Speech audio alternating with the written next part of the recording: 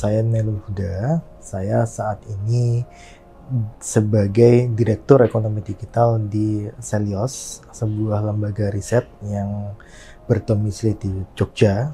Tapi memang kita mengisi advokasi, mengisi penelitian dan sebagainya di tingkat nasional maupun regional. Jadi memang kita juga ada untuk kantor perwakilan di Jakarta, tapi kita base-nya di Jogja.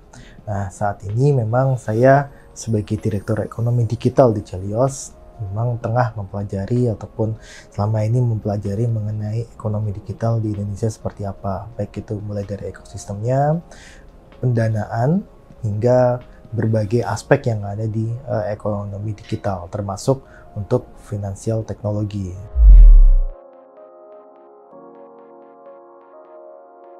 Tentu faktornya banyak Mas ya, tapi memang pemberitaan itu seringnya adalah isu-isu yang memang negatif gitu. Dan bahkan kalau kita lihat seringkali sebenarnya peminjam yang ada di fintech peer-to-peer lending disebut sebagai korban gitu kan. Nah, ketika ada diksi korban, berarti ada diksi pelakunya. Nah, pelaku ini seringkali dikonotasikan negatif gitu kan. Ini yang kita temukan juga gitu ya, bahwa banyak sekali di media kita, media massa baik online maupun cetak, itu masih menggunakan diksi korban sebagai, atau diksi korban pinjol sebagai orang yang dia gagal bayar di pinjaman online gitu kan. Tapi memang tidak menggunakan diksi korban juga untuk dia gagal bayar di perbankan. Jadi memang ini yang membedakan antara pemberitaan di pinjaman online dengan pembiayaan atau perusahaan pembiayaan lainnya termasuk perbankan. Nah, kita tahu bahwa masih terdapat gap pembiayaan di Indonesia, terutama untuk golongan unbank sama underbank. Nah, gap ini memang tidak bisa diselesaikan oleh perbankan ataupun lembaga pembiayaan yang masuk terlebih dahulu sebelum pinjaman online. Nah, dari gap ini saya lihat sih sebenarnya bisa dimasuki oleh perusahaan pinjaman online.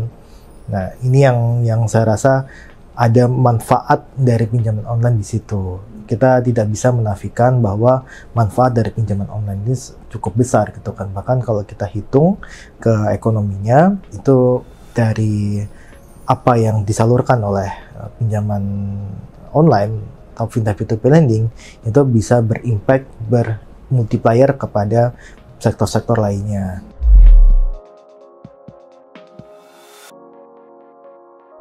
Iya, kalau kita kaitkan dengan pendidikan gitu ya, memang kalau ya kita bisa bilang ya bahwa pemerintah kan juga tidak dapat untuk memberikan beasiswa ataupun keringanan bagi seluruh mahasiswa yang ada di Indonesia.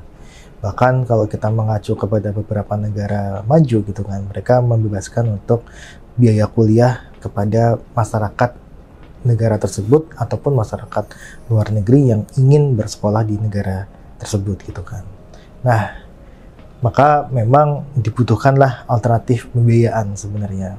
Nah, memang kalau praktik untuk di fintech peer-to-peer lending untuk membiayai sektor pendidikan gitu kan, itu sah-sah saja dilakukan sebenarnya, asal memang itu legal gitu kan.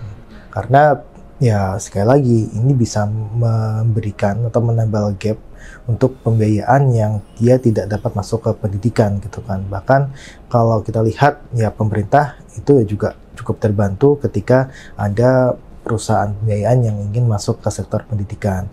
Nah, tapi memang di sini adalah PR-nya bagaimana mereka mengkomunikasikan dan juga mereka menjaga agar ya industrinya tidak kolaps apabila nanti ada gagal bayar yang cukup tinggi. Karena kan kalau kita lihat kan sebenarnya di masyarakat yang dia kan umurnya kan 19 tahun sampai 24 tahun ya untuk pendidikan, untuk kuliah gitu kan. Nah, ini kan belum punya pendapatan dan sebagainya gitu kan. Nah, maka yang harus dilakukan adalah memang kalau dia bisa meminjam, itu harus ada jaminan dari orang tuanya gitu kan. Terus kemudian kalau saya pribadi sebenarnya bisa melalui ya proses credit scoring yang lebih bukan ribet ya, tapi lebih aman dan lebih bisa melihat kualitas dari peminjam dari mahasiswa tersebut gitu, atau mahasiswa tersebut. Yang kedua, ini sebenarnya harus bisa dimanfaatkan oleh pemerintah, karena ya pemerintah sebenarnya punya ya istilahnya dana lah untuk bisa mengacu ke sana gitu kan. Tapi yang bisa dibilang kan sistemnya kan belum ada gitu kan, makanya memang ini seharusnya bisa kolaborasi dari pemerintah dengan lembaga pembiayaan gitu kan. Misalkan lembaga pembiayaan memberikan hutang dan pemerintah yang menjamin. Dengan skema apa? Dengan skema yang mungkin bisa diterapkan juga adalah mereka membayar setelah mendapatkan pekerjaan ketika sudah lulus nantinya, dengan pemerintah yang membayarkan terlebih dahulu gitu. Nah, ini yang kita dorong juga, bahwa ya harusnya ada kolaborasi dari pemerintah dengan lembaga pembiayaan termasuk pinjaman online gitu. Jadi inilah sebenarnya manfaat pembiayaan itu kan banyak ya sebenarnya kan. Manfaat pembiayaan itu kan banyak kan. Bisa melalui usaha ke sekolah gitu kan, ke kuliah dan sebagainya. Nah, ini kita dorong untuk pemerintah juga bisa manfaatkan hal tersebut gitu. Dan sebenarnya kan praktik untuk ya meminjam uang untuk kuliah kan juga ada di beberapa negara kan, ada student loan, ada student debt dan sebagainya gitu kan. Nah, tinggal nanti pemerintah ini bisa masuk untuk membantu mahasiswanya dengan skema yang mana gitu. Ini yang sebenarnya bisa dilakukan oleh pemerintah gitu. Jadi tidak ada hal yang negatif gitu kan dalam hal ini, tapi memang perlu ada komunikasi dengan masyarakat, komunikasi dengan pemerintah, sehingga masalah ini tidak menyebar sebagai hal yang negatif gitu. Jadi semua, kalau saya sih, kalau untuk bisa kuliah gitu, apakah pinjam asalkan dia legal ya, asalkan dia legal dan dia halal untuk dilakukan, itu tidak masalah.